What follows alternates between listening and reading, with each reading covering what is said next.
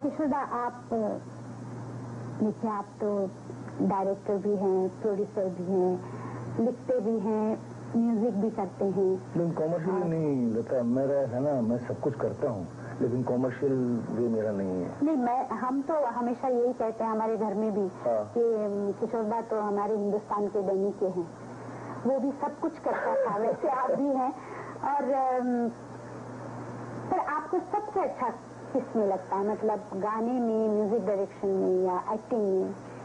लता, जब मैं छोटा था उस वक्त से मुझे गाने का शौक था और मुझे ज्यादातर इंकरेजमेंट जिनको मैं अपना गुरु मानता हूँ अब तक वो स्वर्गीय कुंदलाल सहगल, वो तो मैं भी मानती हूँ। तो मिल गया ना, तुम समझ रही होगी कि संगीत को मैं पहला वो देता हूँ स्थान, और एक्टिंग जो है वो बाद में आता है। जो मैं करना नहीं चाहता था, मेरे बड़े भाई साहब अशोक कुमार जी ने बोले कि भाई तू कर ले। मैंने कहा भाई मुझे देखो दादामन, मुझे एक्टिंग मत करो, एक्टिंग झूठी होती है, एक्टिंग झूठी होती है। संगीत जो है दिल से निकलता है और दिल से जो चीज निकले वो दूसरों के दिलों तक पहुँचती है। सही बात।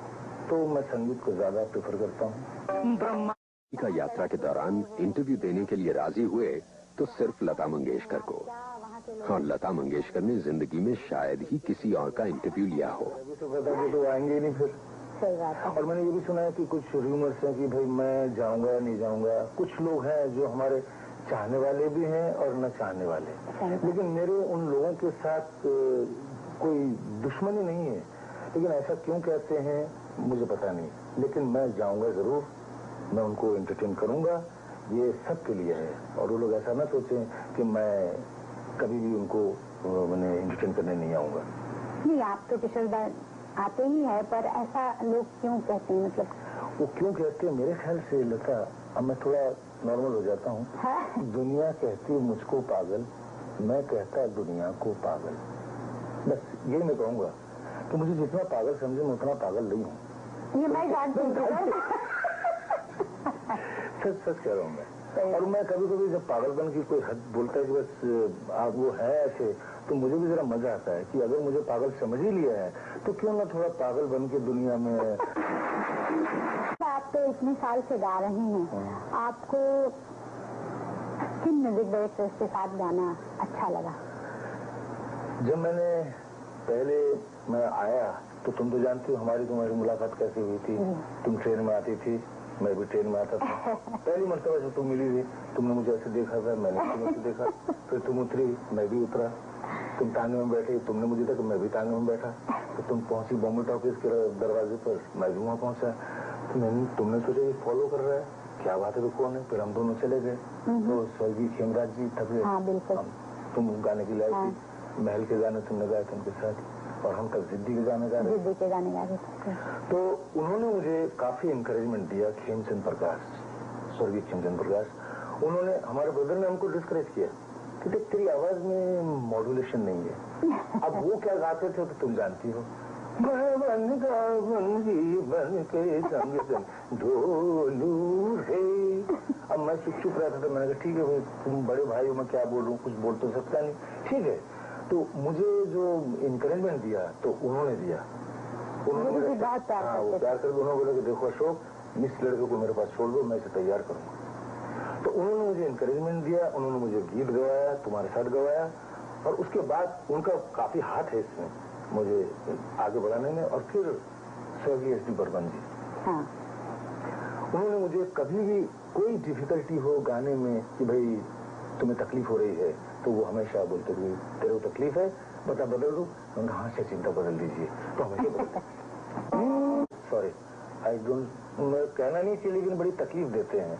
ये तकलीफ जो है यहाँ से ब्रेन से यहाँ तक पहुँचती है और फिर मेरा भागने को दिल होता है, भाग जाऊं। और इसीलिए तुमने सुना होगा कि मैं भाग रहा हूँ। अब क्यों भाग रहा हूँ, ये मेरा मन भी शायद यही कहता हो कि इतना ज्यादा एक्सर्शन हो गया है गानों में, वो बात नहीं रही जो शुरू के गानों में थी, पहले के गीत तुम भी गा चुकी हो। और मैं तो तुम्हारे बाद आया हूँ बहुत, मैं तो कुछ भी नहीं है, मेरे को तो तुम तो जानती हो कि मुझे सारे गामा नी धा पा गा धा पा सा नी धा, मुझे कुछ नहीं आता। अब अगर ये तो मानेंगे नहीं, हमारी जो जनता है ये सोच नहीं सकती, मुझे कुछ नहीं आता, ये तुम कहोगी। मुझे नहीं आता ना। अजनबी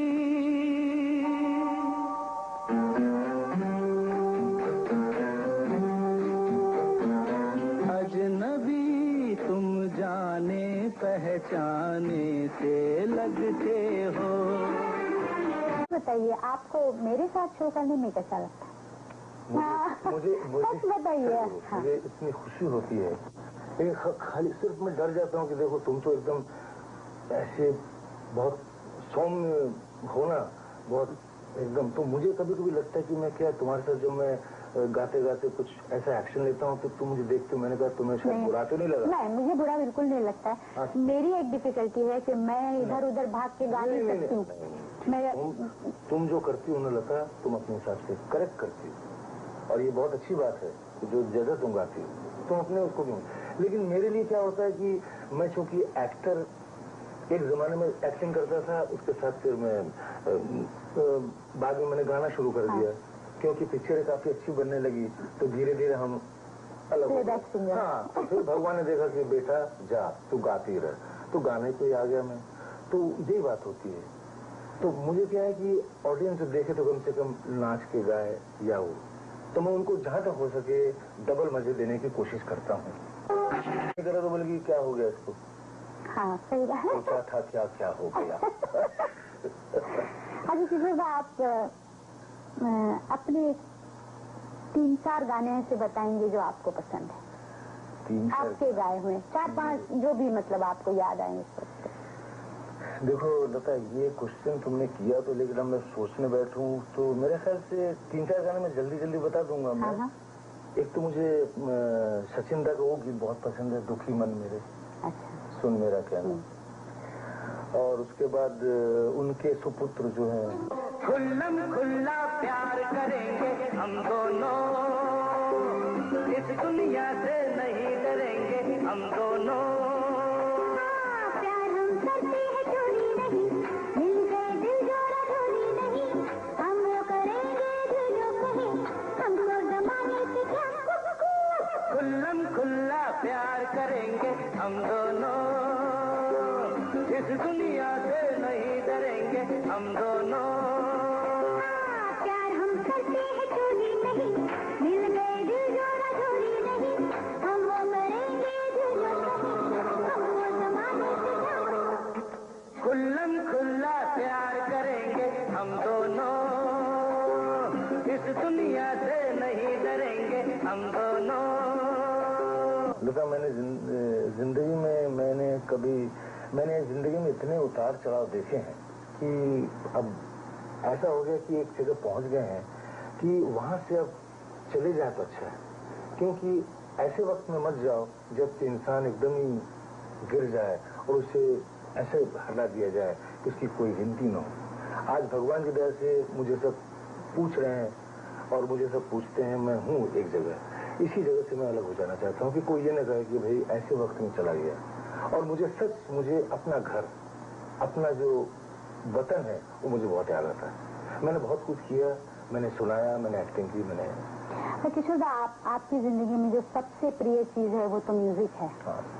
आप फिल्म इंडस्ट्री छोड़ के जा सकते हैं, मतलब प्लेबैक सिंगिंग या आपकी एक्टिंग छोड़ सकते हैं, पर क्या आप म्यूजिक की बंद कर देंगे या आप किसी और तरह से? नहीं, मैं बताऊं, मैंने सोचा जैसे तुम चैरिटी करती हो तो मैं चाहूंगा कि मैं भी चैरिटी करूं और मैं स्टेज पे आऊं, और तुम अगर कभी बुलाओ चैरिटी के लिए मैं हमेशा तैयार रहूंगा स्टेज पे आने के लिए। हम दोनों मिलकर करेंगे। हाँ, जरूर, क्यों नहीं, जरूर। जब तक जिंदा है हम हमेशा यही चाहेंगे कि इनके सामने आए, शो करेंगे हम लोग। उनसे बढ़ एक चीज जरूर है कि सब ठीक रहे और सब शांति रहे, कहीं किसी को दुख न मिले। मैंने गाने में भी गाया था, आचल के तुझे मैं लेके चलूं एक ऐसे गगन के तले, जहाँ गम भी न हो आंसू भी न हो, बस प्यार ही प्यार पले एक ऐसे गगन के तले। तो खुशी का कौन सा क्षण है ये तो मुझे मालूम नहीं। जहाँ खुशी मिल जाती है वहाँ मैं खुश हो जाता हूँ, हाँ, आई एम हैप्पी। लेकिन जहाँ दुख होता है वहाँ चुप हो जाता हूँ, कुछ कहता नहीं, क्योंकि ज्यादा दुख करूंगा तो कहीं ऐसा लगता है।